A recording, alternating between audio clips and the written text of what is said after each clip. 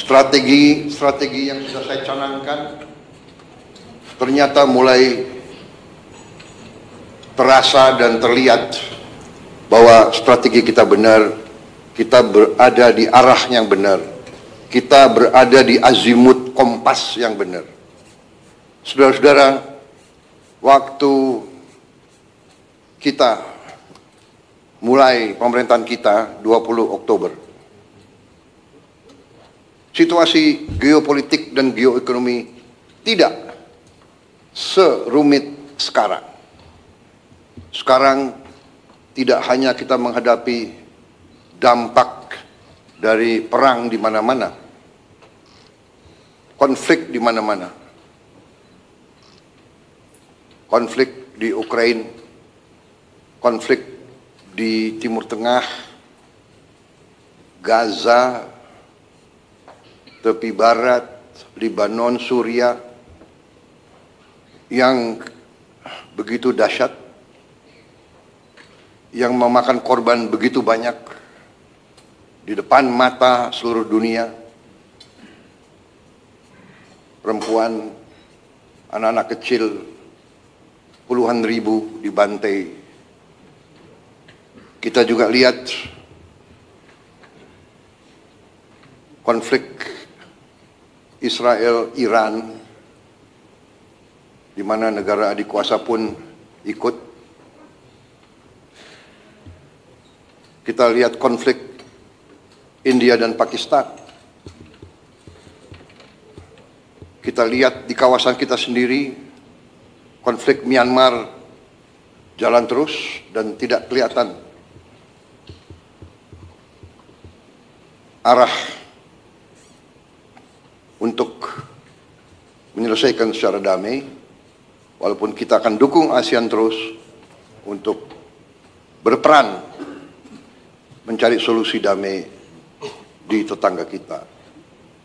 Belum lagi kita lihat sekarang muncul lagi konflik bersenjata antara sesama anggota ASEAN, Kamboja dan Thailand. Belum lagi kita hadapi kondisi geoekonomi dunia, ketidakpastian yang ditimbulkan oleh tarif yang dipasang oleh Amerika Serikat. Kita menghadapinya dengan tenang. Saya terima kasih dengan tim ekonomi kita. Saya terima kasih saudara-saudara bekerja dengan tim sebagai tim yang baik. Menteri Koordinator Perekonomian dengan timnya dibantu oleh Menteri Keuangan, Menteri Perindustrian, Menteri Perdagangan, dengan Ketua Dewan Ekonomi Nasional, dengan timnya juga, Menteri Investasi, semua melaksanakan. Menteri Luar Negeri, dengan diplomasinya, kita bergerak sebagai satu tim. Kita negosiasi, kita berunding, kita tidak emosional, kita tidak terpancing. Kita mengerti bahwa kita punya kepentingan yang besar. Tugas pemerintah Indonesia adalah melindungi rakyat Indonesia, melindungi pekerja-pekerja kita dan keluarga mereka. Untuk itu, kita telah mencapai suatu titik yang terbaik yang bisa kita capai pada saat ini. Walaupun kita tidak akan berhenti untuk selalu mencari kondisi yang lebih baik untuk ekonomi kita, untuk bangsa kita, untuk rakyat kita. Saudara-saudara,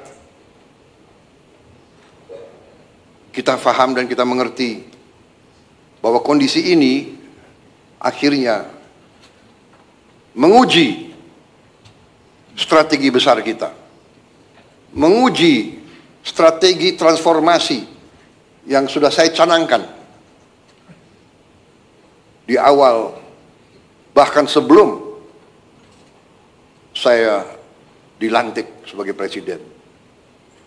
Strategi transformasi bangsa yang kita pegang adalah strategi yang berdasarkan realisme, yang berdasarkan kondisi nyata bangsa dan regional dan global. Kondisi nyata ini tidak bisa kita hadapi dengan teori, dengan angan-angan. Idealisme benar, idealisme itu perlu. Tapi yang utama yang bisa menyelamatkan kita adalah realisme.